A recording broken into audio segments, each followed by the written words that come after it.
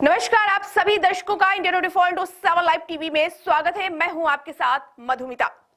जम्मू कश्मीर में अनुच्छेद 370 को लेकर सुप्रीम कोर्ट का फैसला आ चुका है, जिसके बाद प्रधानमंत्री नरेंद्र मोदी ने भी अनुच्छेद 370 की बहाली को लेकर विपक्षी दलों को दो टूक जवाब दिया है। एक इंटरव्यू में पीएम मोदी ने कहा कि अब ब्रह्मांड की कोई भी ताकत आर्टिकल 370 की वापसी नहीं करा सकती। प्रधानमंत्री ने कहा कि सुप्रीम कोर्ट ने इस बात पर मुहर लगा दी है कि एक देश में किसी तरह से दो विधान नहीं चल सकते। उन्होंने आगे कहा कि अनुच्छेद 370 का हटना किसी राजनीति से ज्यादा जम्मू कश्मीर और लद्दाख के लोगों के लिए जरूरी था। जम्मू कश्मीर में विकास और वहां के लोगों के आसान जीवन के लिए जरूरी था। पीएम मोदी ने पीडीपी और नेशनल कॉन्फ्रेंस पर निशाना साधते हुए कहा कि इसे कुछ परिवारवादियों ने अपने राजनीतिक स्वार्थ के लिए मुट्ठी में बंद कर लिया था। जम्मू कश्मीर का आमजन ना तो किसी स्वार्थ भरी राजनीति का हिस्सा है और ना ही बनना चाहता है। वो अतीत की परेशानियों से निकलकर देश के आम नागरिक की तरह बिना भेदभाव के अपने बच्चों का भविष्य और अपना वर्तमान सुरक्षित रखना चाहता है। प्रधानमंत्री नरेंद्र मोदी ने दावा किया है कि अनुच्छेद 370 हटने के बाद जम्मू कश्मीर और लद्दाख की तस्वीर बदल गई है। अब वहां सिनेमा हॉल चल रहे हैं, वहां पर टेररिस्ट नहीं, अब टूरिस्ट का मेला है। अब यहां पत्थरबाजी नहीं होती बल्कि फिल्मों की शूटिंग हो रही है। पीएम मोदी ने कहा कि आज भी राजनीतिक स्वार्थ में जो लोग अनुच्छेद 370 को लेकर भ्रम फैला रहे हैं, उन्हें मैं दो टूक कहूंगा। अब ब्रह्मांड की कोई ताकत अनुच्छेद 370 की वापसी नहीं करा सकती। इससे पहले संसद में बोलते हुए केंद्रीय गृह मंत्री अमित शाह ने कहा था कि हमारी सरकार के धारा 370 पर लिए गए फैसले को इतिहास याद रखेगा। उन्होंने कहा कि अनुच्छेद 370 अलगाववाद को बल देती है और इसी वजह से आतंकवाद खड़ा हुआ है। जम्मू कश्मीर में जो युवा कभी पत्थर लेकर घूमते थे, अब उनके हाथों में हमारी सरकार ने लैपटॉप दे दिया है। हम फैसले ले सकते हैं, भाग नहीं सकते। उन्होंने कहा कि सही समय आने पर जम्मू कश्मीर में चुनाव कराएंगे, सही समय पर राज्य का दर्जा देंगे। गृह मंत्री ने आगे कहा कि जम्मू में पहले 37 सीटें थी जो अब बढ़कर 43 हो गई। कश्मीर में पहले 46 थी जो अब 47 हो गई।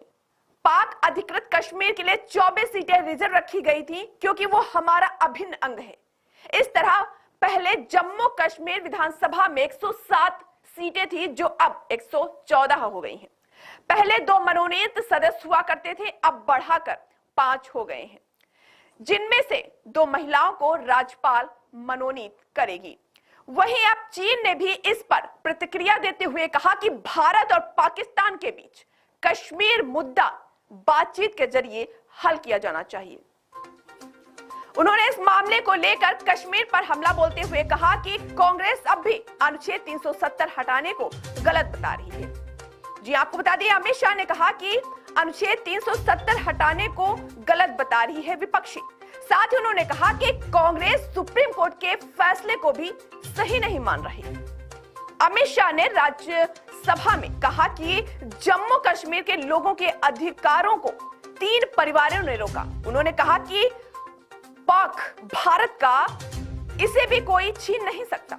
साथ ही कहा कि भारत की 1 इंच जमीन भी जाने नहीं देंगे। उन्होंने आर्टिकल 370 को लेकर कहा कि इससे अलगाववाद से बल मिलता था। उन्होंने एक बार फिर नेहरू का जिक्र करते हुए कहा कि नेहरू ने आधा कश्मीर छोड़ दिया।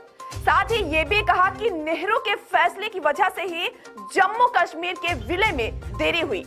अमित शाह ने सवाल उठाते हुए कहा कि किसी भी राज्य में आर्टिकल 370 क्यों नहीं लागू किया गया। साथ ही कहा कि जम्मू कश्मीर में सेना भेजने में देरी क्यों हो गई। नेहरू पीओके का मुद्दा यूएन लेकर क्यों गए। बता दें, 5 अगस्त 2019 को मोदी सरकार ने जम्मू कश्मीर से अनुच्छेद 370 के प्रभाव को खत्म कर दिया था। साथ ही राज्य को 2 हिस्सों जम्मू कश्मीर और लद्दाख में बांट दिया था। जम्मू कश्मीर और लद्दाख को केंद्र शासित प्रदेश बना दिया गया था। केंद्र सरकार के इस फैसले के खिलाफ सुप्रीम कोर्ट में 23 अर्जियां दी गई थी। सभी को सुनने के बाद सितंबर में कोर्ट ने फैसला सुरक्षित रख लिया था।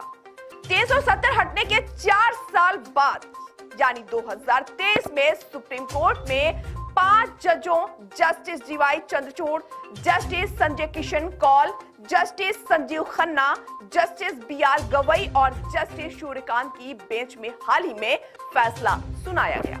तो ऐसे तमाम बड़ी खबरों को देखने के लिए जुड़े रहिए इंडिया 24/7 लाइव टीवी के साथ। नमस्कार।